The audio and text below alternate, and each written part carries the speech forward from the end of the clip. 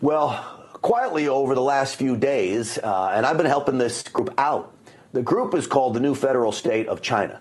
They have been walking the halls of Congress, trying to get members of Congress to sign on to a letter to go to the Judiciary Committee and Jim Jordan to urge him to investigate China's ties into the federal government. It's an investigation that needs to happen, which is why I want many members to sign on to this letter. Nicole Tsai is a member of the New Federal State of China, a group that wants to overturn the Chinese Communist Party and ultimately take over China. Nicole Tsai, welcome to the program. Hi, Grant. Thank you for having me. It's so great to be here.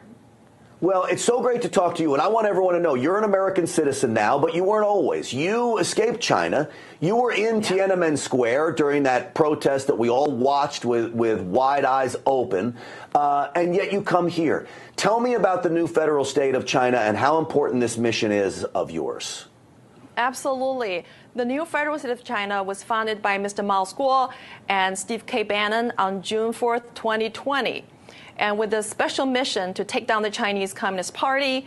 And why June 4th? Because June 4th is the day when we lost thousands of brothers and sisters to the tank, to the brutality of the Chinese Communist Party. So Mr. Mao Guo is considered the enemy number one by the CCP. And he started the Chinese whistleblower movement back in 2017. And since that day, he became the most hated and most attacked Chinese dissident on the U.S. soil. The CCP has bought out many American mainstream media to attack him, to slander him, and the social media has been deplatformed, and he still didn't have an account on Twitter. And even more, the CCP has hired America's most prominent law firms to go after him because these American law firms have been hired by CCP to bring more than 70 lawsuits against Mr. Mao Guo and the Chinese whistleblower movement members. So, Nicole, what it seems to me is they're afraid of what he has to say. Right? Yeah. They're afraid of what your group can expose. Now, you've been walking the halls of Congress, going to meet with every member of Congress you can. How are those meetings going? Are people inside? These are specifically Republicans. They're more apt to meet with you. I understand that, but I know you're nonpartisan. How has those meetings been going? Are members of Congress understanding just how strong and serious of a problem this is? It's strong, it's solid, it's unstoppable. And I'm so encouraged by the outpouring support and enthusiasm expressed by our congressional leaders. And they know that CCP is the most dangerous existential threat to America. And they know that we need to save America first before we can talk about the free China, because the CCP is here. The CCP has succeeded in weaponizing America's federal government agencies, including the Department of Justice, the FBI, the SEC, and they have launched an assault on the U.S. justice system. And their goal is very clear, is to take down America. So before CCP take down America, we need to take down the CCP, and we need congressional leader support from both aisles, because united we stand, we'll have a better chance to take down CCP sooner. Nicole, I believe that China needs the United States for its economy to run. I mean, look, we have a huge trade deficit with China. China is eating our lunch when it comes to that stuff. We need China as well. Sadly, we need China more than we should need China. We rely on them for a lot of things. War would not be in the best interest of either country. So when you say China wants to destroy America, can they financially afford the destruction of America? What would that do to China? China needs America as much as America needs China from an economic standpoint. So let me first clarify the difference between China, Chinese people, and the CCP. So Chinese people and China is not represented by the Chinese Communist Party.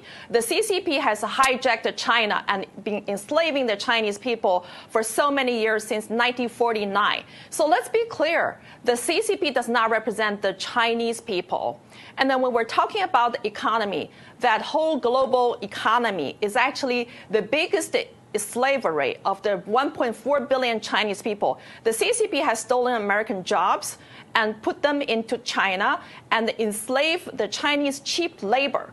and that is the slavery. So that is not economy, that's slavery. And we need to end this slavery by decoupling from the CCP economically, diplomatically, trade, and militarily, everything. We need to cut off the tie with the CCP, and America should establish a normal and diplomatic and economical normal relationship with the Chinese people, represented by the new federal state of China, which is now have been followed by more than 600 million people around the world, including those in China. That, Nicole, is the key, is to get rid of the Chinese Communist Party and let the people of China finally have their country back. It's so great to have you on this program. How can people help you? I would encourage everybody who's watching this show to call your congressman and ask them to sign on the Dear Colleague letter, which we have submitted to several congressional leaders. That letter is addressed to Jim Jordan, the chairman of the Select Subcommittee on the Weaponization of the Federal Government. We asked the Congress to start an investigation into CCP's weaponization of the DOJ, SEC, and the FBI and Southern District of New York, and look into the lawsuit brought by the CCP against Mao School, CCP's enemy number one. Mr. Mao School is CCP's most feared enemy, and he's now facing more than 70 lawsuits brought against him by American top law firms hired by the CCP. And we need to look into the cases and find out who is enabling the CCP inside the DOJ, the FBI, the SEC, and the Southern District of New York. Yeah, and as you mentioned, it goes far beyond just one man. This is about the safety and security of America. It's about the people of China, and it is a very, very important issue. Nicole Tsai, I appreciate you coming on. I appreciate you putting up a fight with the new federal state of China. Thank you. Thank you for having me, and thank you, America, for supporting our goal to take down the CCP, beginning in the United States of America, beginning inside the U.S. federal government agencies. Thank you. Well, that is a goal that Stinchfield's Army can get on board with. I can promise you that, Nicole. Thank you.